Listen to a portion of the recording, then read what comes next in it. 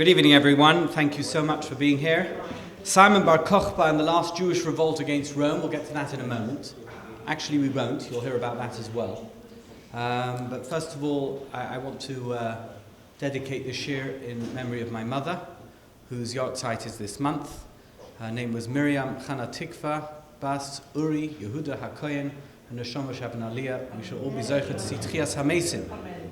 Also want to welcome a special guest here from Israel, who is a TV anchor. He's now standing for election for the Likud, Naftali Ben Simon, and it's a pleasure to have you here with us.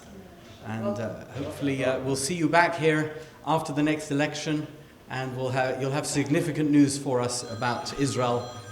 And if I could ask everyone to turn their phones off, that would be most helpful. Simon Bar Kokhba and the last Jewish revolt against Rome. I missold this lecture completely, because I'm not going to get to talk about Simon Bar Kokhba for a very long time, mainly because I'm about to disabuse you of a myth. And the myth is that there was a second revolt against Rome. There wasn't. There was one revolt against Rome. It began in 66 and it ended in 135. And occasionally it was very violent and occasionally it went quiet. At some points it took place in the north, in Galilee, and in other times it was in Jerusalem and elsewhere in the land of Israel. And actually it took place in the diaspora as well. As we're going to hear, the Jews revolted against the Romans all over the Roman Empire. And it was a very long revolt. So how can I talk about the second revolt when I haven't spoken about the first? And in fact, I want to combine this entire lecture by talking about the entire or every aspect of the revolt of the Jews against the Roman rule in ancient Judea and elsewhere. And I want to add something very important. If you look at the literature, all the rabbinic literature regarding the destruction of the Beit HaMikdash, the second Beit HaMikdash, you will discover that the destruction of the second Beit HaMikdash itself was not as significant as the victory that Rome had against Bar Kochba in the year 135. And you know we say a special prayer on Yom Kippur about the Asara Harugei Malchut, the 10 rabbis who died in the course of the persecution of the Romans against the Jews. We also have a Kin'ah on Tisha B'Av, which we say for the same reason, about the 10 Harugei Malchut, the 10 rabbis who were killed by the Romans. You would imagine that those rabbis, who were the significant leaders of the Jewish community of Judea at the time, were killed during the time of the destruction of the Beit HaMikdash. Only 2 of them. 2 of the 10 were killed then. The other 8 were killed during the revolt of Bar Kokhba. And in fact, it's considered a much more significant disaster for Jewish life. That is, the victory that the Romans had against Bar Kokhba, then the destruction of the Beit HaMikdash, and hopefully tonight, if I get through to the end, which I will, the question is whether you'll get through to the end, we will discover why. So let's begin where I left off. Remember, last year we spoke about King Herod the Great. He may have been great for everyone else, he wasn't particularly great for the Jews. I now revisit, together with you, his deathbed. He's lying in Jericho, and as you know, he was a client king of the Romans, and he wasn't a particularly lovable man. In fact, remember that Caesar Augustus, the emperor of Rome, said he would prefer to be Herod's pig than to be a member of Herod's family. He seemed to have had some bloodlust, and he killed most members of his family whenever he felt that they were threatening him. But the thing about King Herod was that he was a good leader. He kept the country together. He was very good at dealing with the Romans and with foreign affairs, and even internal affairs. He kept the Greek pagans who lived in Judea in check. He kept the religious Jewish community in check. Somehow he managed to navigate all the different segments of Jewish life and pagan, non-Jewish life in the area under his jurisdiction. And at the end of his life, things went awry. So the Herodian Kingdom, was a very large area, really the area that had been controlled by the Hasmoneans. He was married to Mariam, who was a descendant of the Hasmonean dynasty, and he's considered in many respects as part of that Hasmonean dynasty. You're going to see that his children and grandchildren continued to have a ruling role in Jewish affairs even after he died. But now let's visit his deathbed scene. He is lying, he's very, very sick. No one's quite sure what's wrong with him. They're terrified of him because in case he gets better and they've done something wrong, he'll kill them. He is beginning to lose his mind. He issues one will after another, gives instructions, conflicting instructions to his different courtiers about what should happen if he does die. In any event, he decides that you know that they built the Herodian temple. So I don't have a picture of it this time, but we've seen it before. This remarkable, beautiful temple in Jerusalem. He extended what we today call the Temple Mount. Is in fact a massive plaza that's supported by columns and colonnades that he extended in a massive building project, but it wasn't completed by the time he died. It was completed after he died. The outside wall was, and parts of it were, and towards the end of his life, the last months of his life, he decided that in tribute to his friend, Emperor Augustus, he's going to erect an eagle, a beautiful Roman eagle, over one of the entrances, the outer entrances to the courtyard of the temple in Jerusalem. What do we know is one of the 10 Commandments? Thou shalt not have any graven images. And certainly not anywhere near somewhere which is a temple to God. And he puts this eagle up, and he's dying in Jericho, and a mob gathers, and they rip the eagle down. They'd heard a rumor that he had already died, and they ripped the eagle down. He wasn't dead. And he gets extremely angry, and he decides that he's going to arrest all those who were responsible for tearing down this eagle, which is a tribute to Rome. The great fear of any client state in the Roman Empire was always that the Romans would seek revenge if anything was done to disrespect them. This was extremely disrespectful. Now, a younger, healthier Herod would never have put the eagle up. He would have had the sense not to do something which would provoke a mob to tear it down. But in his last months, weeks of his life, he doesn't have the sensitivity that he would have had earlier on, and he arranges for this mob to be arrested, plus the 2 rabbis who incited the mob, and he has them all killed.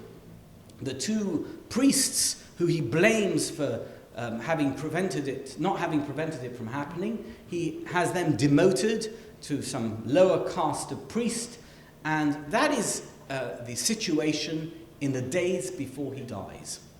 And then he died.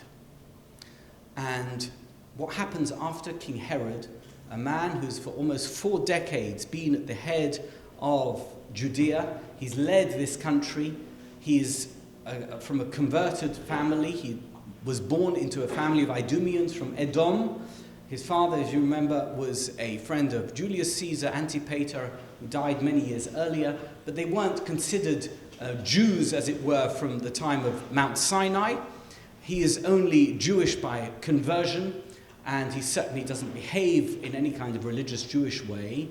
And who are his children? Well, his children are descendants. Some of them are descendants of the Hasmonean dynasty. He has one son, Herod Archelaus, who assumes the throne. In the days before Herod died, he told his son Archelaus, "You are the one to take over." And he puts on the royal garments, and he sits on the royal throne, and he assumes the throne of Judea. But you can't assume the throne of Judea unless you get Roman approval. Meanwhile, there are lots of different forces vying for his attention, trying to get him to do things which would undo some of the bad that Herod had done. And they want, for example, all the prisoners who had been arrested after the riots to be released. They wanted the high priest who had been appointed by Herod to be deposed and someone else to replace him. In any event, Archelaus did release the prisoners. He says, for all these other things, you really have to wait. I can't make any great political changes in this country until such time as I've been confirmed by the Emperor of Rome. I need to travel to Rome. Now, you have to bear something in mind. You didn't go to Ben Gurion Airport and get into a plane and fly to Italy. To get to Rome took a month, 2 months, and then you had to be there for a week or two, and then to come back took a month or 2 months. These people were very impatient. And they said, we're not waiting all this time. We're not going to have a Kohen Gadol, a high priest, who we don't like, because we're waiting for you to be confirmed by the Emperor of Rome. This is something that needs to be dealt with immediately, right now. And Archelaus becomes frightened of the mob. And he sends a group of soldiers, a general, to calm the mob down, say, listen guys, you've got to wait. This is not the moment. Please be patient. And they pelt the general and the soldiers with rocks and stones. And they become violent. And the general and the soldiers retreat. And Archelaus sends in a battalion of soldiers and he begins to kill people. And 3,000 Jewish rioters were killed as a result of this rebellion that was beginning to take place. I don't want to suggest that this was the beginning of the Great Revolt against Rome. I think I would say that this is the dawn of the beginning of the beginning. So we now see that there was this resentment against Roman rule that had been held in check by the might and power of Herod the Great, rightly or wrongly, whether they loved him or hated him. He'd managed to keep this in check, and with him gone, now there was going to be difficulties and problems, and these would unfold over the next few decades until the destruction of the Beit HaMikdash and eventually the revolt of Bar Kochba. Let's continue the story. Archelaus, having done what he had done, sails to Rome to meet Augustus Caesar, who had been a friend of his father, or whatever, who had been the emperor who had ruled and permitted Herod to rule over Judea. And when he gets there, when he got to Rome, he discovers his brother Antipater, who was named after the grandfather, was already in Rome. Well, guess what? He also wants to be the king. I want to be the king. Everybody wants to be the king. And he is telling Augustus Caesar, you can't make my brother the king. Look what he's just done. What a fool. He's just murdered 3,000 of his own subjects. He can't control a mob. You can't put this man in as king to replace our father. You should make me the king. Archelaus tells Augustus, no, I had no choice. These people were rebelling against Rome. They weren't rebelling against me. Their rebellion was against Rome. Meanwhile, there's a delegation of religious Jews that come to Rome. Rabbis and their supporters who were part of the temple infrastructure and of the religious infrastructure in Judea. And they say, we don't want any of these people. No Herod children should be kings in Judea. We would like to make it as it had been previously, where the high priest is the political leader answerable to Rome, and that it's a religious government as opposed to a secular government that is answerable to Rome. Augustus decides to compromise.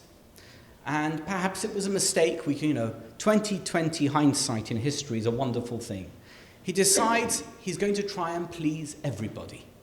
And he makes both the children, both the sons of Herod, he turns them into kings, not really kings, tetrarchs, which is a form of leadership. And also he gives certain rights to the religious authorities in association with the leadership of Herod's sons. Archelaus becomes the tetrarch of Judea, and Antipas, the tetrarch of northern Israel, the Galilee, which that was the other main population center of Jews. Central Israel, interestingly enough, you're familiar with Caesarea and Joppa, Jaffa. These were places which were mainly inhabited by non-Jews. Not mainly, but there was huge populations of non-Jews because these were trading centers, and non-Jews who wanted to trade across the Mediterranean found these ports extremely useful, and lived, and they had been settled there by Herod. In fact, Caesarea was built not as a Jewish city, which is going to be significant in a moment. It was built as a mixed city of Jews and non-Jews. But in northern Israel, in what's today Tiberias, and there was another city called Sipori. These were the Jewish cities in the north of Israel around the Sea of Galilee. And in Judea, it was Jerusalem and a lot of settlements and cities and towns around Jerusalem in those hills, dotted around the hills. Everybody was answerable to Rome. There was no one in the Roman Empire who wasn't answerable to Rome. And Rome had very interesting policies. Have you ever heard of the policy divide and rule? Divide and rule was something which was invented by the Romans as a way of creating control for themselves by developing animosities between competing groups within the empire. So rather than settle the differences between these groups, they allowed them to fester. And then they would favor one against the other and then favor the other against the first one. And that way they would retain control over the empire. That was a method, a political strategy of the Roman Empire. Roman Judea fell under direct Roman rule, and it was a province, it became a province of Syria. As opposed to the independent status it had had under Herod, it was now under a Roman governor.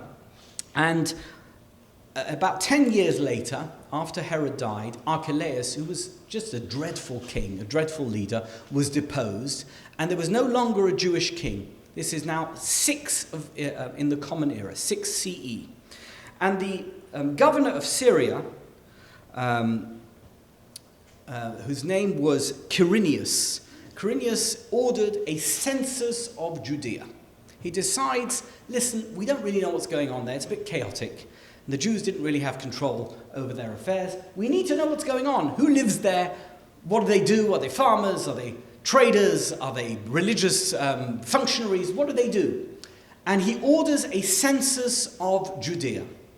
And the population was very opposed to this. You know that we have halachic restrictions about how a census should be conducted.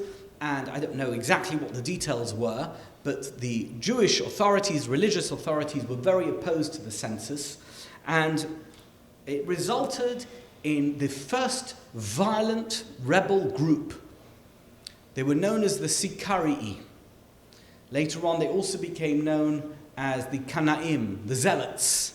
The Sicarii in Hebrew, Sikrikim, were known with that name because they carried a particular type of knife called a sikah. Sikah is a curved dagger, and they would keep it inside their cloak, and they would blend into a crowd, and they would sidle up to their enemies, take out the dagger, stab their enemy, and then quickly put it back inside their cloak. You ever heard of the expression cloak and dagger? That's where it comes from. And they were terrorists, and anybody who would cooperate with the Romans in terms of the census, that's how it began, they would aim to kill them. They were political assassins, sicarii. Well, it started off perhaps with positive motivations, but like any such group, it didn't take too long for it to descend into mafia-style murder, protection racket. We'll kill all your guys unless you give us money, or unless you do a certain thing. There was blackmail, etc. And the Sicarii officially were a religious Jewish group, but in essence they were a very nationalistic, anti-Roman terrorist organization. And they were going to cause havoc, they did cause havoc for the decades that would lead up to the destruction of the Beit HaMikdash. It didn't help, I have to say, that Roman rule during this period was an absolute disaster. So the Roman governors, I guess it was a job for the boys. If you were in Rome, you wanted a bit of a year off, then they'd send you to Judea.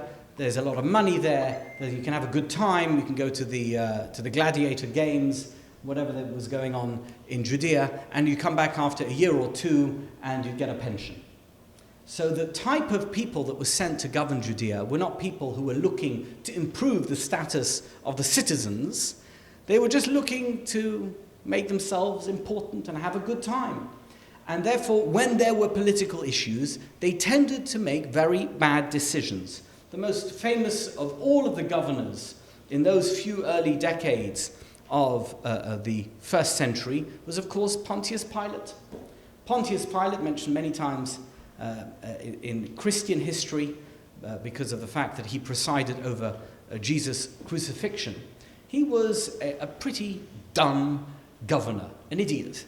And I'll give you an example. Pontius Pilate rides into Jerusalem and he marches with his troops, and they have their standards, you know, the Roman standards, and they have the eagles on the standards. Again, you don't march into Jerusalem, which is the holy city of the Jews, where all images are forbidden, and have an eagle on your standard, because you're just going to make people very upset. Now, one of two things. Either he was warned and didn't listen, or he didn't make the necessary inquiries to find out. But either way, the man was a fool.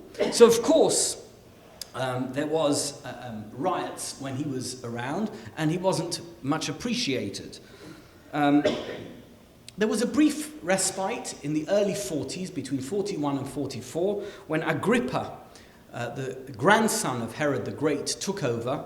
Agrippa was the son of Aristobulus. Aristobulus was one of the children of Herod who'd been murdered by his father because his father had felt that he was a threat to his rule. But this grandson, Agrippa, seems to have been a very agreeable chap, and he ruled, and he's mentioned in the Talmud as having been a very nice personality, very accommodating to the needs of the citizens of Judea, of the religious needs, etc.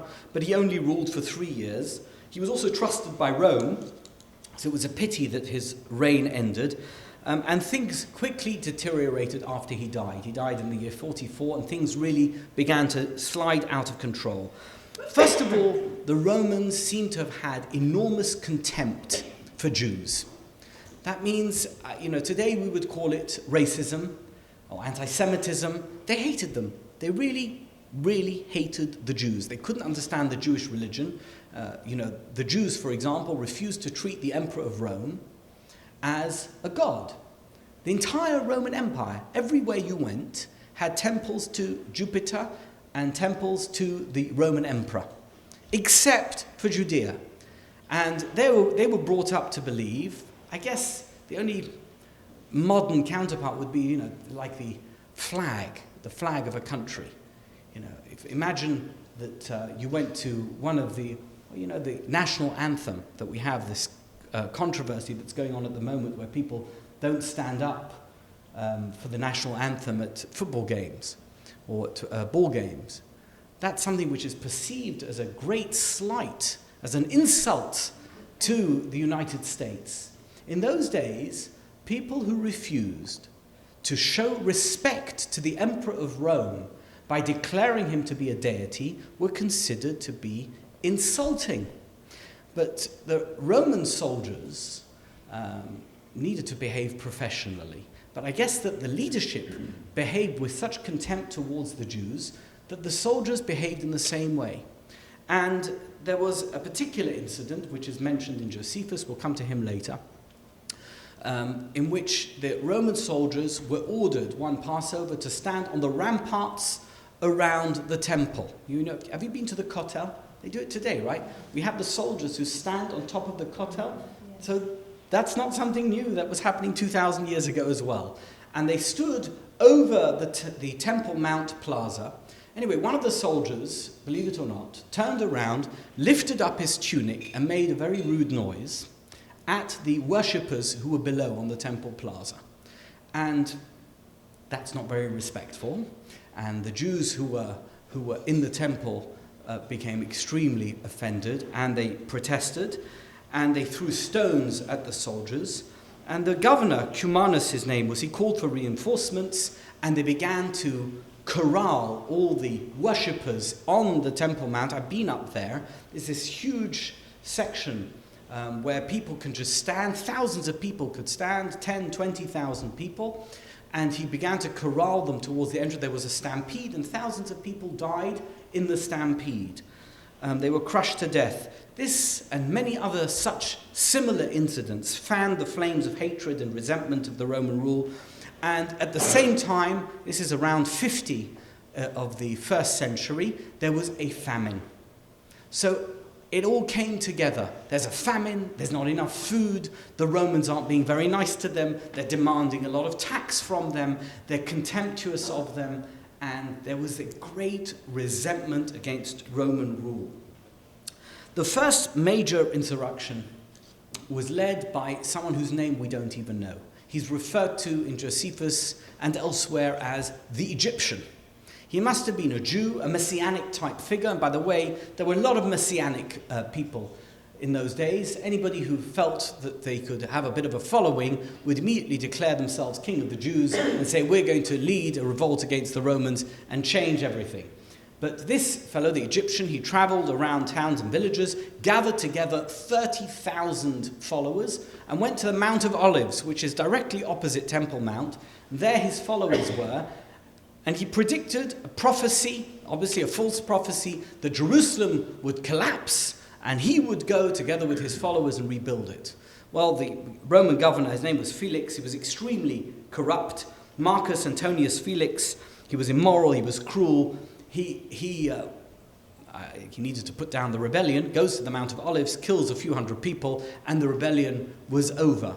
But this was the beginning of regular events that began to take place where leaders would emerge, they would declare their enmity to Rome, they would say, we need to get rid of the Romans, and they would get together people, and then they would be put down, the rebellions would be put down.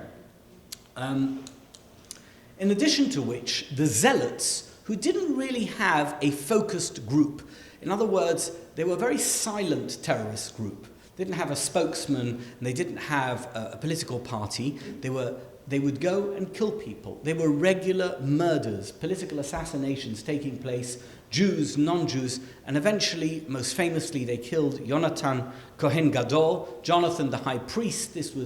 They considered him to be a traitor because he cooperated so closely with the Romans, and they killed him. Anyway, this Felix, governor of Judea, was so bad that the Emperor Nero, who was, I think that we all know our Roman history, was completely insane, a very, very, very strange man, replaced him. He said, I can't have you there anymore. And he replaced him with somebody who was quite benign, a governor called Porcius Festus, but it was too late. Things had got so out of hand, the Sicarii were out in full force, murdering people, and they were murdering Romans and Jews at every turn. Anyway, he was replaced by another governor called Albinius. There was the final governor was a man called Gessius Florus, and he was also completely corrupt. When I say corrupt is, you could get whatever you wanted if you paid money, and if he didn't like you, had you killed. It was run like a mafia fiefdom. And the final straw took place in Caesarea, in Caesarea. Caesarea, as I said earlier, was a joint city of Jews and non-Jews. Well, there were less Jews than non-Jews, but the Jews paid more tax than the non-Jews paid. And they complained that they didn't have proper representation based on the amount of money that they were paying into the public coffers. If we're paying 60% of the money, we should have 60% of the control of the local government. Meanwhile, the Gentiles there, the non-Jews, said, why should you have 60%? I'm guessing the number, we're 60% of the population, therefore we should have 60% of the control of the local government. And this disagreement, this dispute about influence within the local government spiraled out of control, and Florus, this governor, supported the Greek Gentiles, the Hellenized Gentiles who lived in Caesarea, and this fomented great resentment in Judea against him and against the Romans. He probably wanted to keep the city secular because that's the way it had been built, and he was frightened if he lets the rabbis in or if he lets the Jews take control, it's going to become religious, and that's going to be problematic. Sound familiar? Perhaps. Anyway, he then also claimed, Florus, that the Jews owed an enormous sum of money in back taxes for the whole of Judea, based on the number of Jews that lived there, And he went into the temple fund and just took the money. And you know that the temple fund, the money that was raised every year to support the structural repairs that needed to be done in the Beit HaMikdash and other necessities of temple worship, was sacrosanct. It was sacred. You couldn't just take that money. You know, we have whole Mishnayot. The Talmud deals with what one does with the money, how one should treat it if you didn't use it for this. Those halachot exist to this day. You know, what do you do in a synagogue when you no longer need some aspect of the synagogue furniture? How do you demote it from one level to the next level? It's not so simple. You can't just take money from the temple fund and send it as a tax payment to Rome.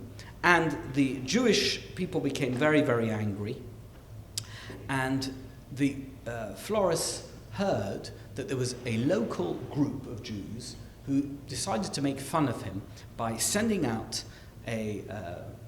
individuals into the streets and collecting alms for poor Florus. Clearly the man has no money. He can't have any money if he took money from the temple fund, and therefore we need to raise money for him. And he found this extremely offensive, and he went on a rampage. He began killing people indiscriminately. He called the Sanhedrin. The Sanhedrin was a religious body, a rabbinic body that controlled Jewish law. It didn't have any secular authority, but it had authority to govern Jewish law, and it was highly respected by the people. It was governed at that time by Rabbi Gamliel Hazaken, or I think by then it was his son, Rabbi Shimon ben Gamliel, and he called the Sanhedrin, and he says, you better get your people under control, otherwise I'm just going to continue murdering them and it's going to get worse. And the Sanhedrin calls together a massive assembly of all the Jews, and they took, can you imagine how desperate they must have been? They took the vessels of the Beit HaMikdash, the temple kelim, the vessels that were used regularly by the priests, and they put them on display in front of this gathering of people. He said, do you see these things? They said. Do you see all these vessels, these kelim from the Beit HaMikdash? This is what is at risk. If you don't start doing what we need to do, calm this down, then this is what we are risking. We're risking the temple itself. So calm yourselves, as angry as you are. Just stay calm, because we can't afford to lose the Beit HaMikdash. There was another, by this time a great-grandson of Herod, who referred to himself as a king. He wasn't really a king. He was like a religious leader, not religious even. He was a secular Jewish leader who was recognized by Rome as a leadership representative of the Jews, but he had no actual power. He was a figurehead. His name was King Agrippa, Herod Agrippa II, and he had a sister called Berenice. Josephus claims that they were as if they were married. They behaved as if they were married. Later on, Berenice hooked up with one of the Roman generals, Vespasian, who was the person who destroyed Jerusalem, or at least began the process that was completed by his son Titus. In any event, he appeared also in front of the people. He said he would like them to take into account three things. The first is that he was going to go with his sister to Rome and plead with the emperor, with Nero, to calm things down, to remove Florus and make sure that there wasn't all this violence. Secondly, he says, we've got to pay these taxes, because we owe the taxes. This isn't a lie. We do owe the taxes. And obviously, if there's money that's owed and it's not paid, that's going to get in the way of me being able to negotiate a settlement with the emperor. And thirdly, in the meantime, you've got to behave respectfully to Florus. As angry as you are and as wicked as he is, you've got to behave respectfully. Well, the first two conditions people were willing to meet, but that third condition was just too much. And around the same time, they began to protest violently against Florus. Agrippa fled the city together with his sister. He went elsewhere. He let Florus face the music on his own. And then the following happened. You know that as Jews, we cannot bring a sacrifice to a pagan god. But every single region of the Roman Empire had to have a temple, as I said earlier, to Jupiter and to the Roman emperor, and sacrifices had to be brought for the emperor, for this god. At that time, Nero was considered the god of the Romans. But Jews can't bring such a sacrifice. So they played around with it a little bit, and they decided they would pay tribute to the emperor by bringing 2 daily sacrifices for the emperor, in honor of the emperor, but for God, in the temple. One in the morning and one in the evening. There's a man, he was obviously a Canaanite. He said, enough is enough. Why are we doing anything to pay tribute to Rome if Rome is murdering us every single day? There's new murders against the Jews. Why are we paying tribute with this sacrifice? We must cease the sacrifice. His name was Eliezer ben Hananiah. Hananiah, his father, had been a Kohen Gadol. Also a fascinating chap. The Gemara says about this Hananiah, the father of Eliezer, that he was a very fat, gluttonous man. And you know that there is this concept in Jewish law that you're not allowed to leave anything from a korban overnight. It has to be burnt. Once the time is up for eating a korban, you have to burn anything that's left over. They said, well, the whole time that Hananiah was the Kohen Gadol over the temple, there was no such thing as notar. That's what it says. It's in the Talmud. He would eat any leftovers of any korbanot that were brought on that day, and he was considered a gluttonous individual. I guess that Eliezer, his son, was a reaction to this person, to his father, and he was a zealot, and he proposed that the sacrifice be suspended. The older priests desperately tried to prevent this from happening. They said, you're making a big mistake. Yes, you're right. You're 100% right. Just don't do it. Because if you do it, the repercussions are going to be a disaster. Florus was paralyzed. He didn't know what to do. Herod Agrippa realized that Jewish life in Judea was really in danger. And he sent 2,000 soldiers. It was the 15th of Av. You know, the 15th of Av is mentioned in the Mishnah as being a great festival. It was known as the Feast of Wood Gathering. So, and we actually know where the wood was gathered around Jerusalem. They would go to all the areas where there was wooded area in the Jerusalem area. They would chop wood, and anybody was allowed into the Beit HaMikdash on that day to bring their offering of wood. It was a very festive day. It was the Chamisha Asar Ba'av, one of the most festive days in the Jewish calendar.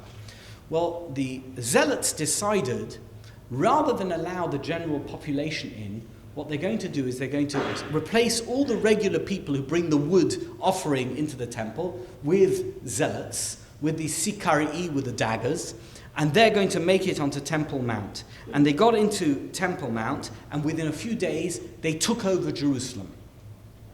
And all over Judea, the Jews took up arms against the Romans. It's now the year 66, and the governor of Judea, Florus, has no idea what to do, and he sends for reinforcements.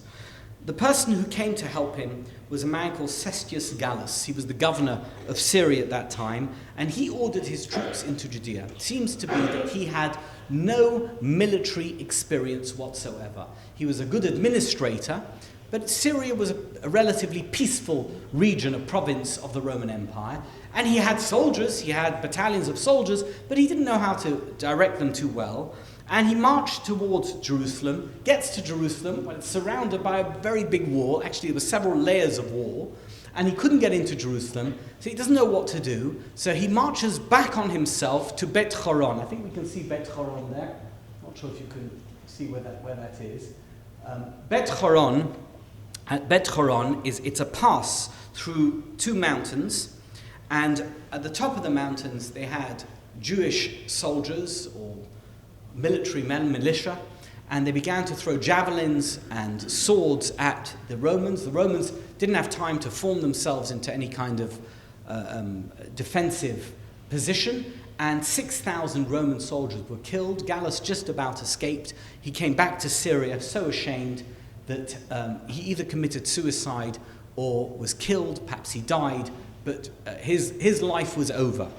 Well, the Roman soldiers were very well protected with weaponry and with armor, and now the soldiers who had beaten them and who had been victorious over them took all this armor, all the things that had been part of Gallus's army that was going to take over Jerusalem, that was going to conquer Jerusalem, and they requisitioned all this material for themselves, and one of them, we're going to see, went to Masada, another one went to Jerusalem, and the war began. I have to tell you that sometimes a victory is actually a defeat. You only see it in hindsight. The victory of Beit Horon spelt disaster for the Jews because it was perceived by the Jewish population as a messianic moment. This was the moment we've been waiting for. We were victorious over the Roman soldiers. The might of Rome is beatable. We can do it. Remember what the Hashmonaim did against the Greek army of Antiochus, of Antiochus for Epiphanes. We can do the same thing. We were victorious against the Roman army. And it began the process that slowly wore away the Jewish control over Judea, until ultimately, as we're going to see, the Jews lost the Beit HaMikdash and much more. As I said, the initial euphoria was messianic. Thousands of Jews joined the rebels, and there were two groups of rebels. There were the moderates, and the moderates formed something which was called Memshelet Yehuda at that stage. It's known in the history books as the Judean free government, free of Roman control. And the people who ran it were, there was Hanan ben Hanan, another high priest called Hanan. Hanan ben Hanan was a moderate, he was a priest. He himself, I think, had been a high priest. He had been deposed by one of the governors, one of the Roman governors. And he was joined by somebody called Yosef ben Gurion, another moderate. And there was a man called Yosef ben Matityahu. Yosef ben Matityahu became the moderate leader of the Galil. You've never heard that name, Yosef ben Matityahu, have you? But you've heard of Josephus. Josephus Flavius was Yosef ben Matityahu. Josephus Flavius was a moderate, religious, Jewish leader of the Galil. And he had a bitter opponent, one of the zealots, a man who's known in history as John of Giscala. We're going to speak about him in a moment. Another one of the moderate leaders was Rabbi Shimon ben Gamliel. Rabbi Shimon Gamliel was the rabbinic leader of Jerusalem. He had a counterpart who would later reach an accommodation with the Romans, with Vespasian, and that was Rabbi Yochanan ben Zakkai.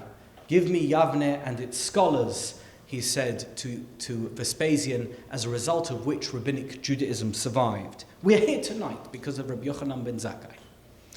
Rabbi Shimon ben Gamliel, who was a descendant of Hillel.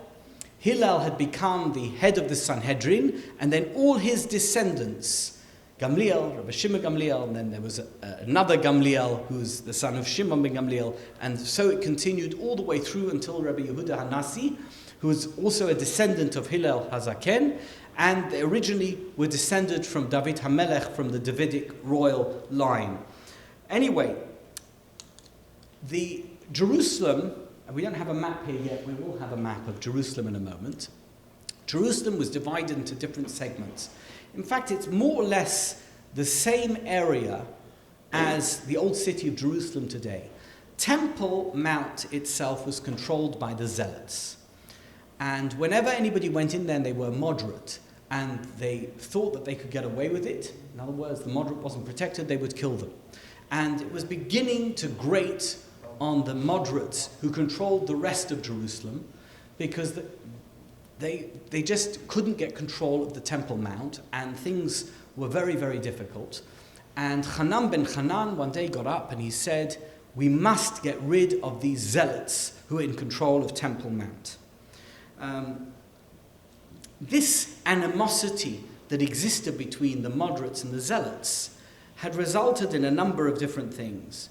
First of all, the government, this Judean free government, Memshelet Yehuda, was never recognized by anyone. It wasn't recognized by the Romans, because they wanted to take control, and it wasn't recognized by the Jews because there were a lot of Jews who were zealots. It was only recognized by one particular group of Jews who were the moderates, who believed in a moderate stance in this particular situation. I don't really understand what the game plan was. If you look at all the different history books, you try and work out what the game plan of the moderates was, it's a little bit hard to understand what they wanted to achieve. My best guess is that they believed that if they would hold out against the Romans long enough, they could reach an accommodation with them where their association with the Romans wouldn't be as disastrous as it had been for the previous many decades since Herod had died.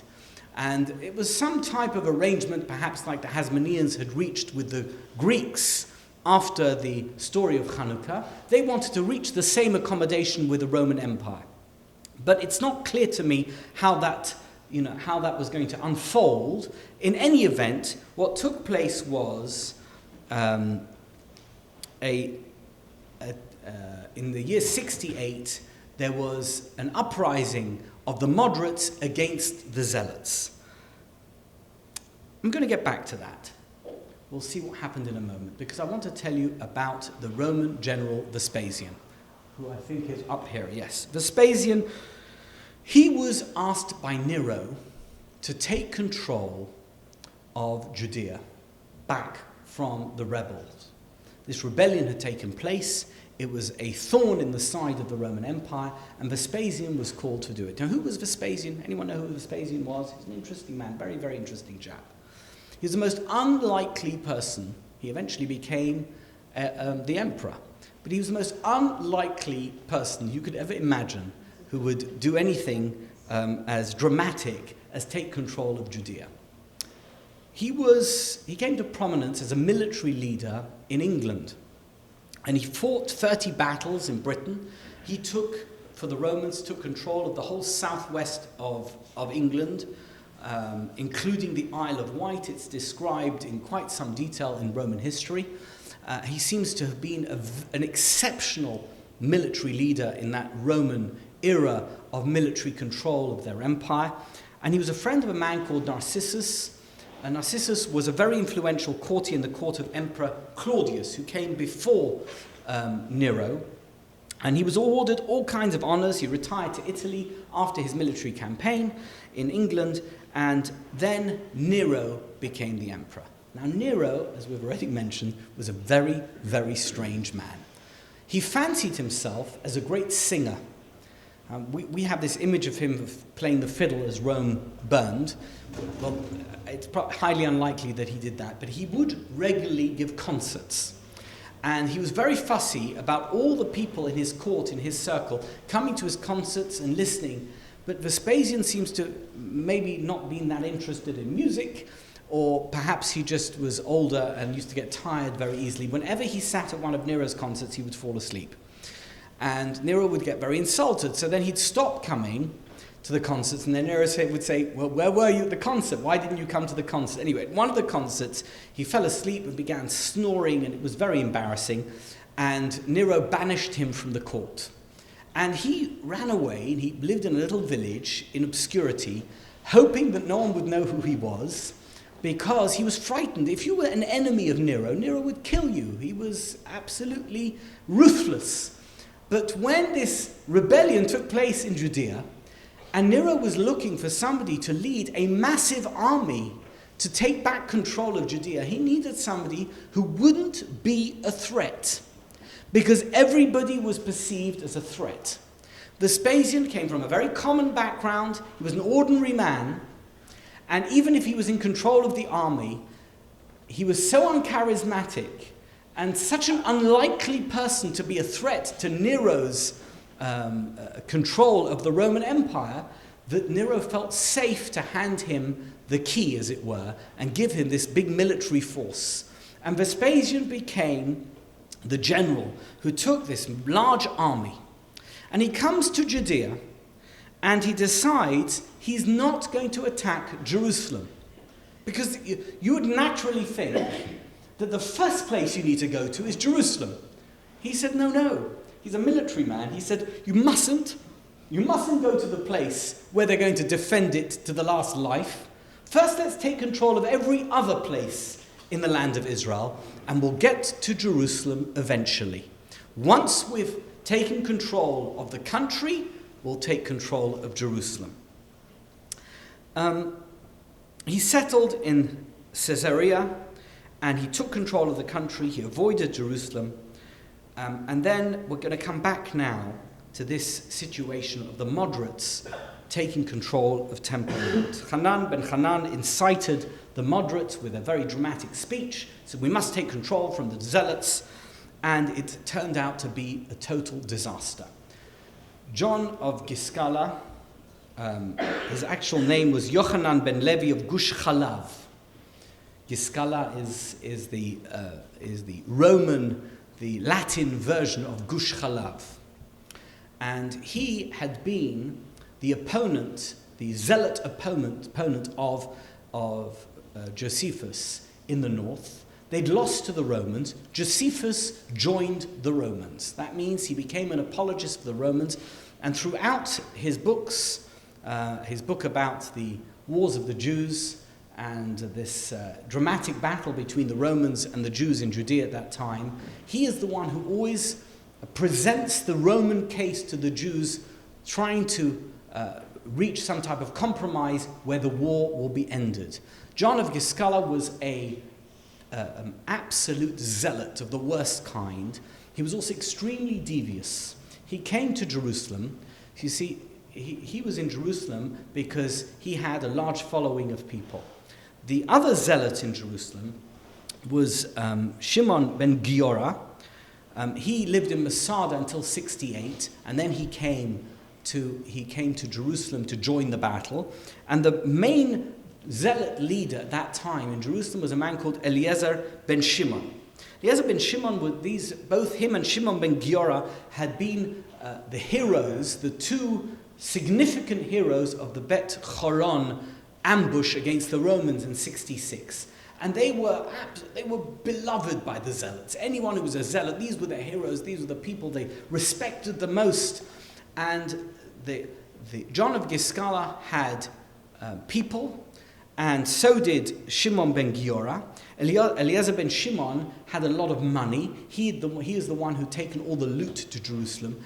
And officially, they were meant to combine, to unite, to come together, and to create a force of the zealots against the moderates in Jerusalem so that they could repel the Roman aim of taking back control of Jerusalem.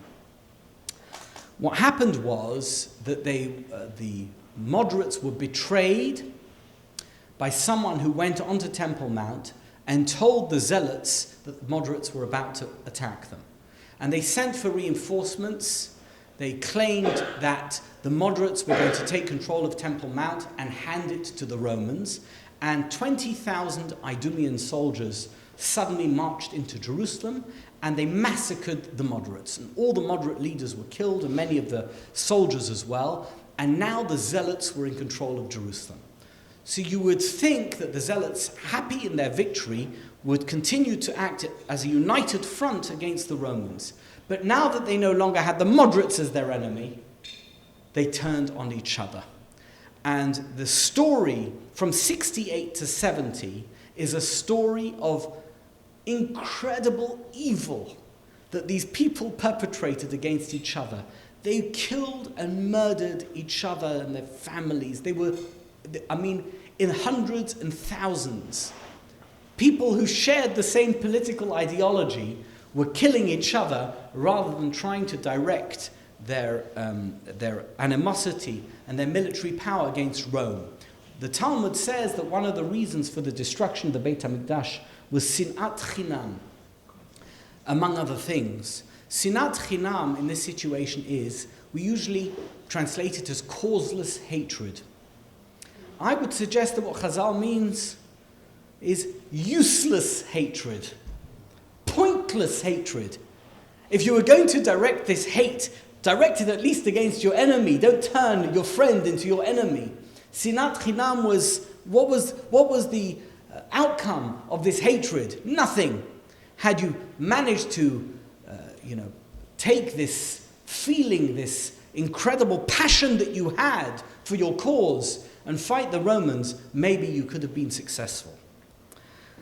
Let's get back to Vespasian, because Vespasian, as I told you, was sitting in Caesarea, and he's waiting it out to see how he can develop a campaign against Jerusalem.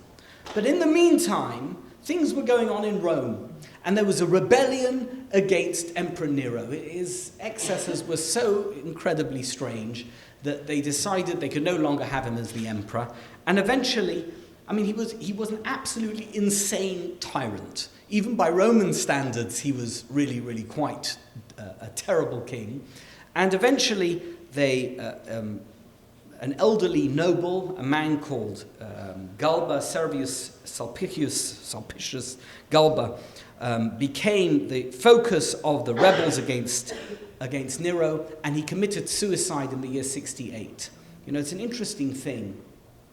In those days, if you reached the end of your political career, one of two things happened. You were either killed or you committed suicide. Chazal, there's been an interesting change in the approach in halakha to suicide, and I believe it's for this reason.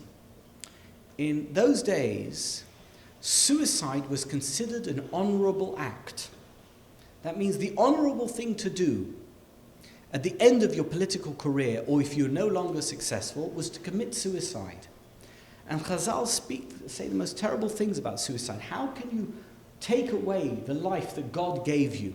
What gives you the right to remove the life that God gave you just because you feel that it's honorable?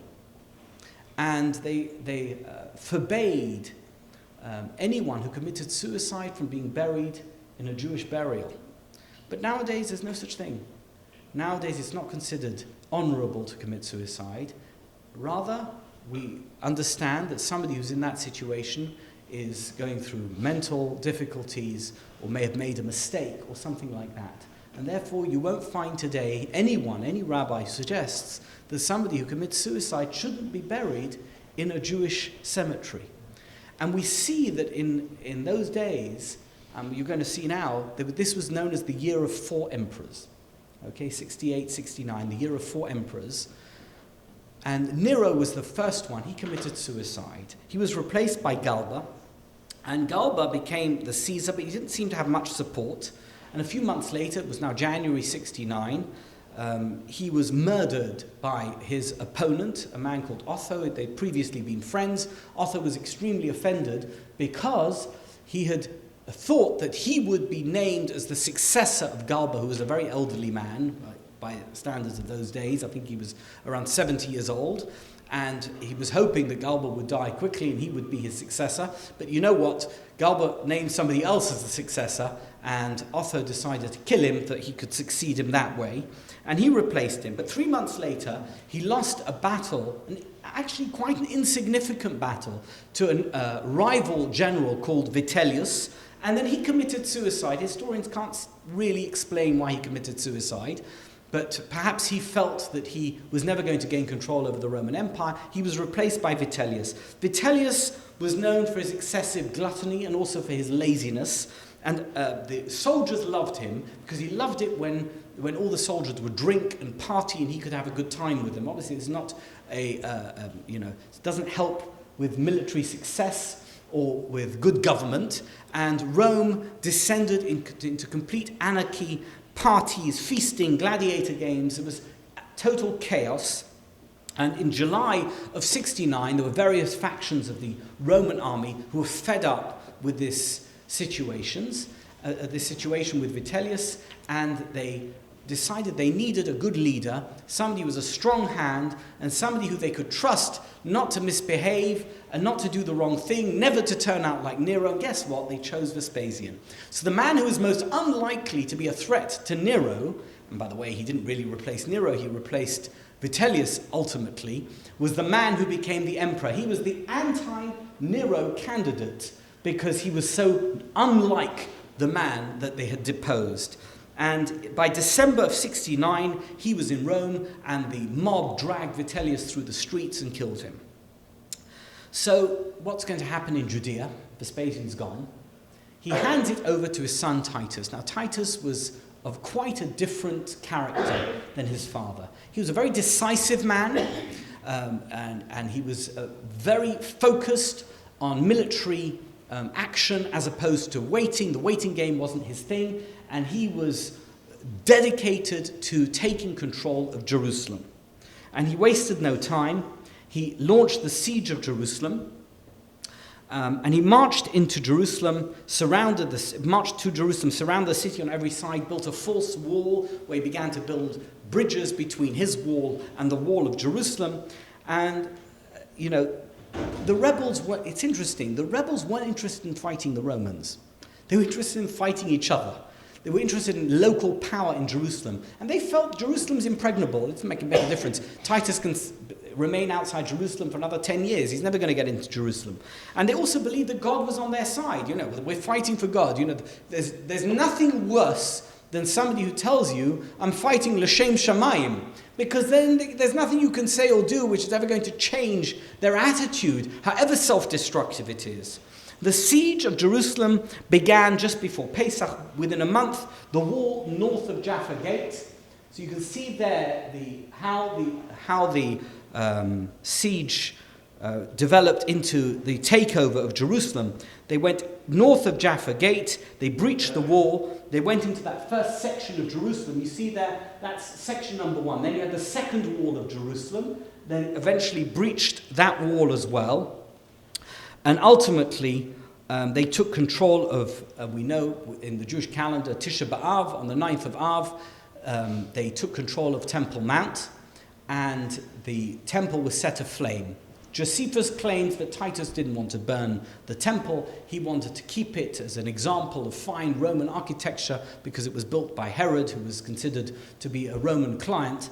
But it was, I have to disbelieve Josephus Flavius in this particular instance and suggest that Titus was determined to burn down the temple. There is another source that says that he deliberately set fire to the temple because he understood that this was a focus of hope for Jews, that the reason they were fighting was for the temple. If the temple was no longer there, they'd have nothing to fight for. And the temple burnt down. Some of the Jews escaped, and we'll get to that in a moment. But John of Giscala and Shimon ben Giora were taken in chains to Rome as depicted on the Arch of Titus. Any of you, as I have, who have been to Rome, will have seen the Arch of Titus. It's near the great amphitheatre, and it's there to this day. You can see the Jews carrying them, either the Jews or whoever it was, carrying the menorah, and the Jews in chains. And this was a victory arch that was erected in honor of Titus's great victory against the Jews of Judea. And some of the resistance, as I said, went to Masada, which was had actually been a Hasmonean era fortress. It was reinforced by Herod.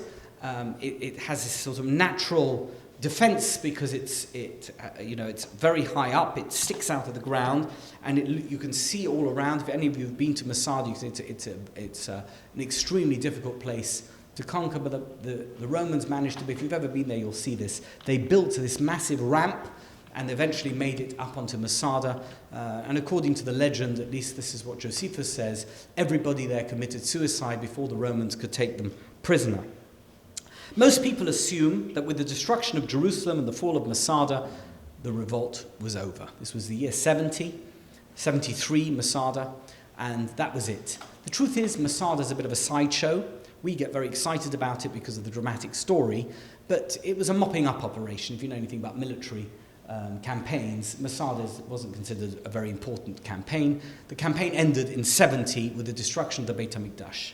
But as we also know, military campaigns never end with military victory. And that was the case with the victory of Titus in Jerusalem. The Jews couldn't accept defeat.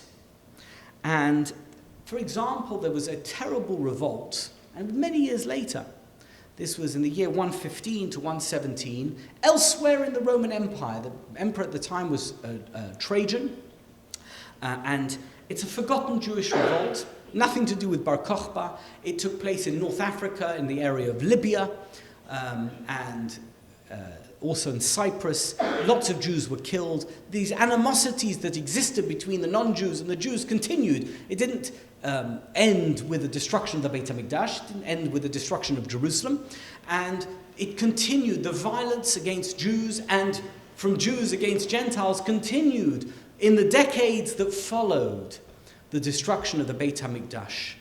In Judea itself, there was, as it seemed, calm. There was a greater military presence. The Romans had a greater military presence. No one lived in Jerusalem. They'd razed it to the ground. And elsewhere, people continued to live their lives. There was no Beit HaMikdash. But remember, the Beit HaMikdash had been destroyed one time before. And according to our tradition, how many years was the exile in Babylon, in Persia? 70. So as the years went on, they imagined, the Jews in Judea imagined, that the exile was going to end. This great anger that God had demonstrated against the Jews that allowed for the destruction of the Beit HaMikdash was going to end, and the Beit HaMikdash would be rebuilt. The Zealots were gone. The Sadducees were gone. There was only Rabbinic Judaism. Rabbinic Judaism had survived because of Rabbi Yochanan ben Zakkai. A yeshiva had opened in Yavne. The Mishnah was being written. And the leader of Jewish life at the time was a man called Rabbi Akiva. Rabbi Akiva, who had begun life as a humble shepherd, and at the age of 40 had somehow emerged as this great rabbi who led thousands of disciples. People deferred to him. We say in our tradition, Stam Mishnah Rabbi Akiva. Rabbi Akiva was a Talmud of Rabbi Meir. He was such a great rabbi. Every one of the things that we learn, every one of the sugyot in Shas, in the Talmud that we study, we come across Rabbi Akiva. And he had one disciple, Shimon ben Kokhba.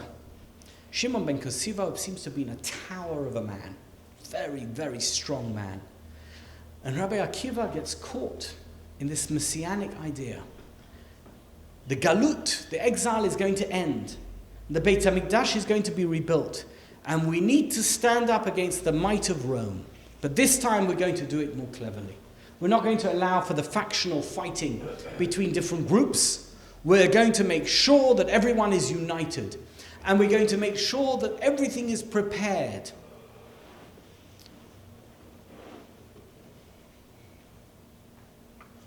The emperor at the time was a man called Hadrian.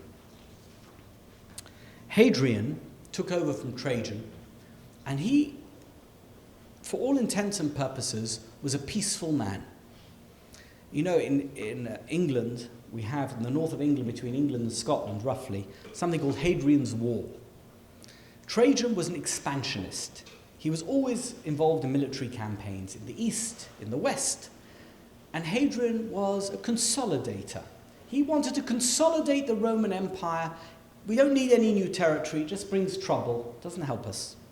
And he decided, when he became the emperor, he's going to visit every single province in the Roman Empire.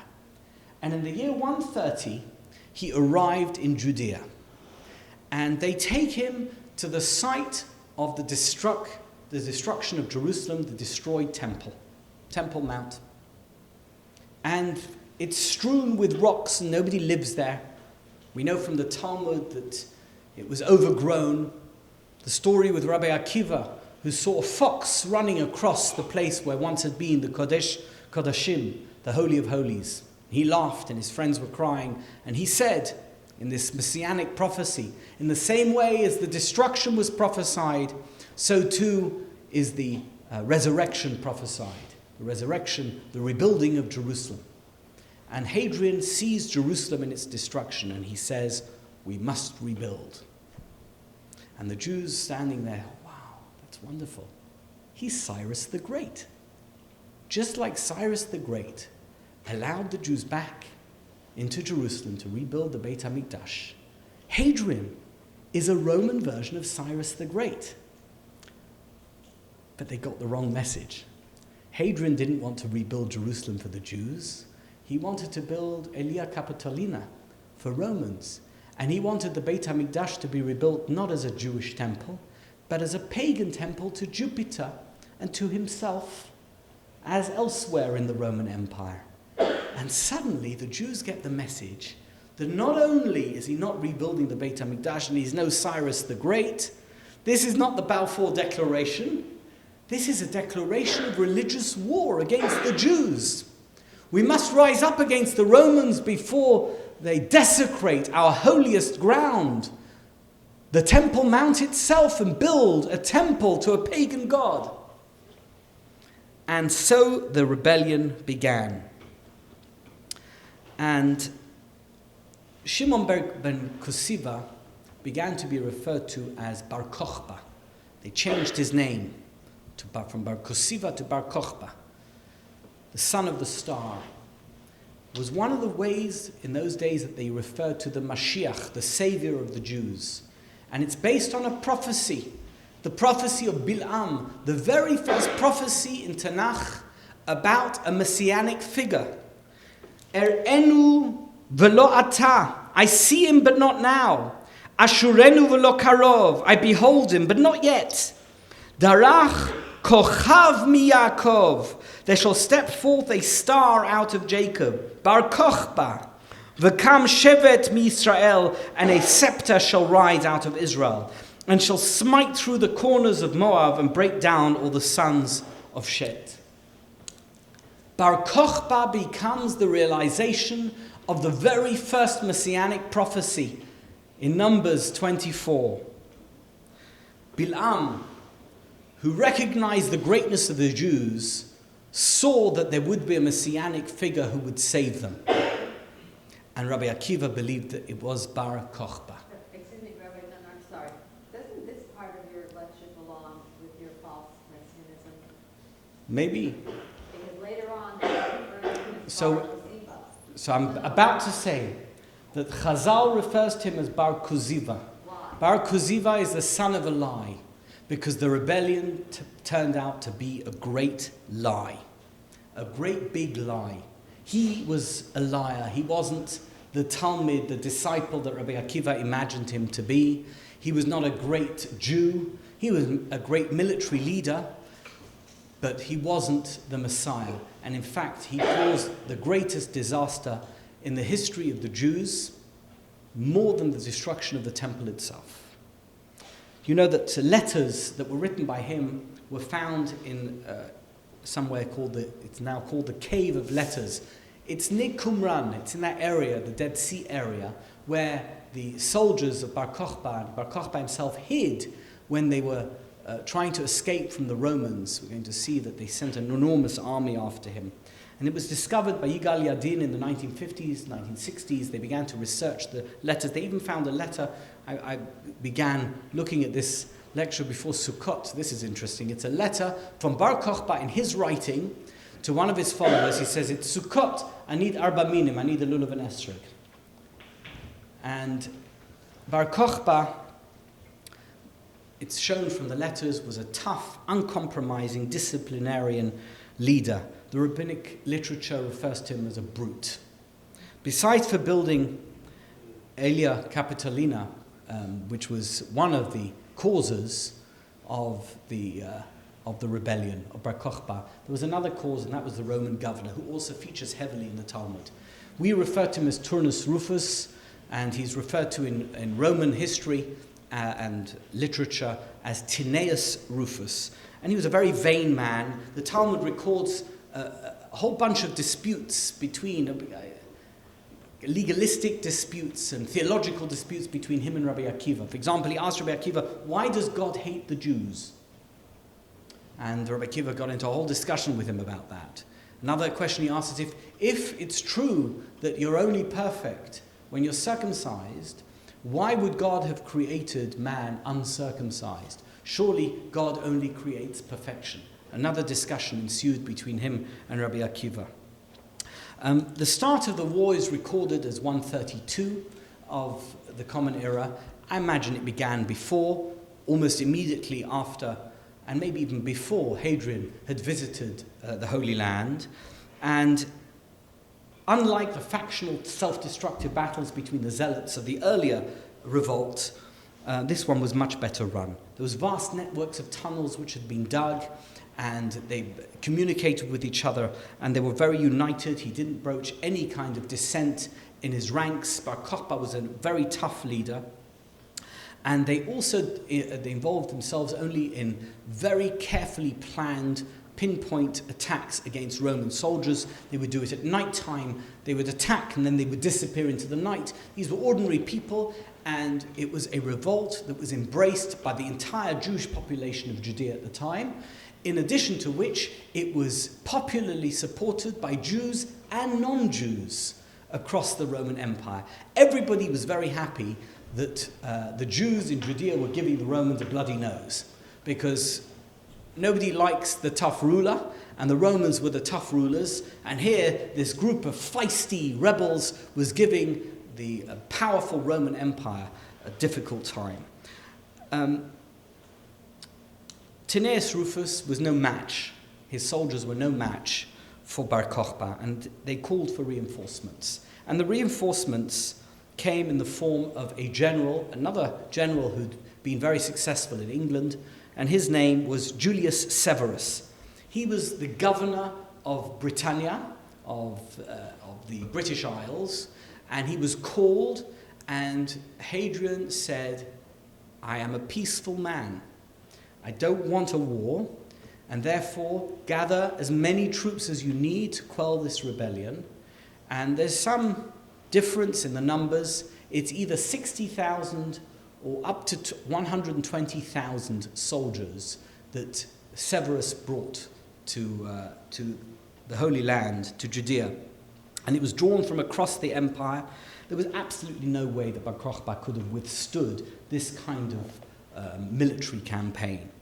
Nevertheless, despite the fact that defeat was inevitable, the war persisted. Slowly but surely, this army made its way across Judea, picking off Bar Kochba's followers and soldiers one by one, 10 by 10, 100 by 100, until finally, in the summer of 135, the rebels, those who were involved in the revolt, retreated to a city called Beitar.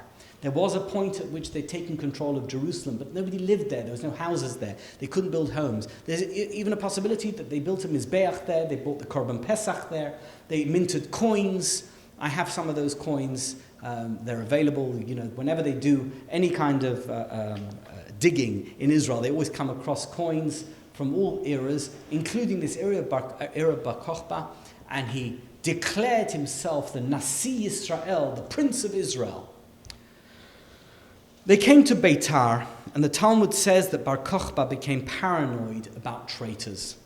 And at the same time, the rabbis became weary, and they became actually fed up with Rabbi Akiva, the fact that he'd supported him, because as it turned out, this was no Mashiach. He was disrespectful. The Talmud records the following story. I'm going to read you the translation that I have prepared, but this records, as it were, the cause of Bar Kochba's failure to win the war against the Romans. During the Roman siege, Rabbi Elazar of Modi'im fasted and prayed daily so that God would not strictly judge the people that day or surrender the city to the enemy because of the sins of the inhabitants. The siege was taking a long time and no victory was in sight, so the Roman commander decided to withdraw.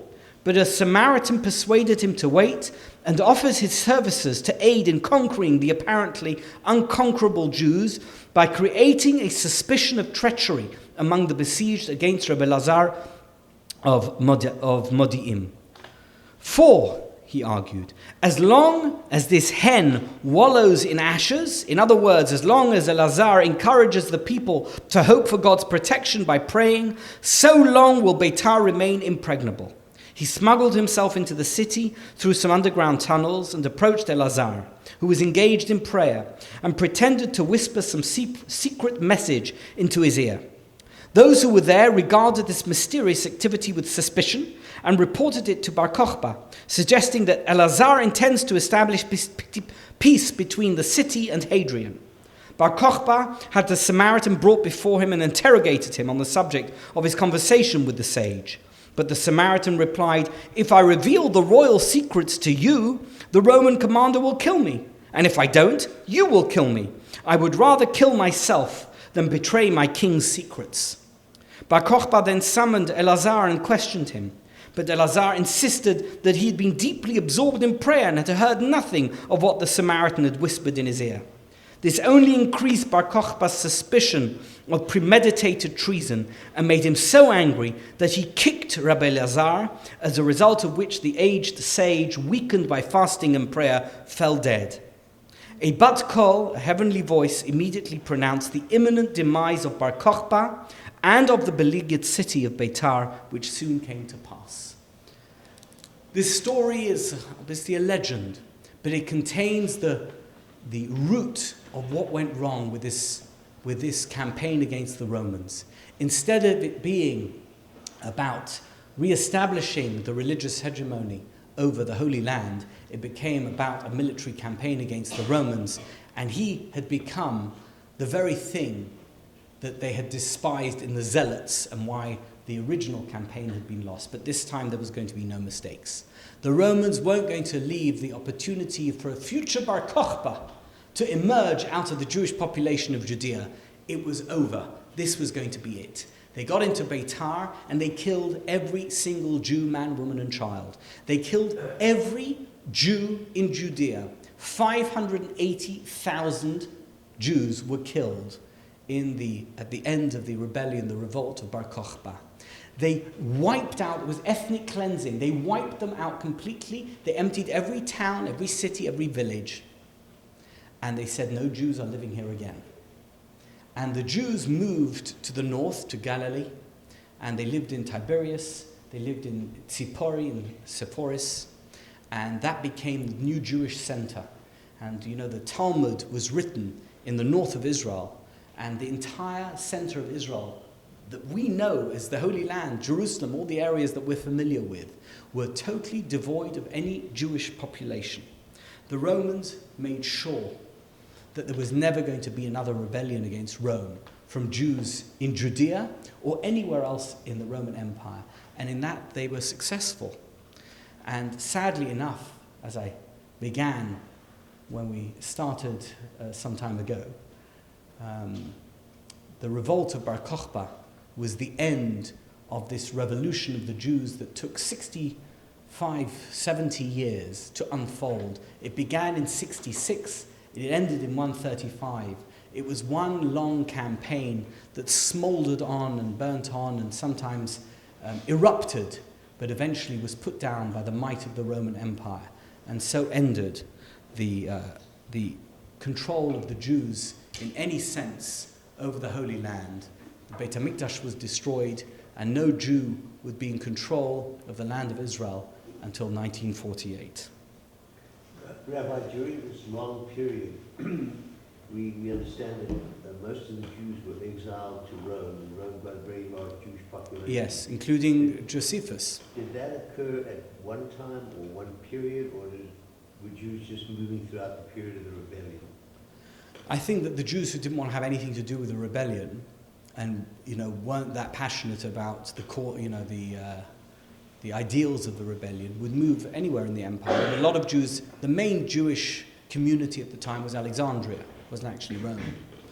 And those Jews we know were not religious, they couldn't read Hebrew, and they were, Philo was Jewish, but we know from his writings that he was not.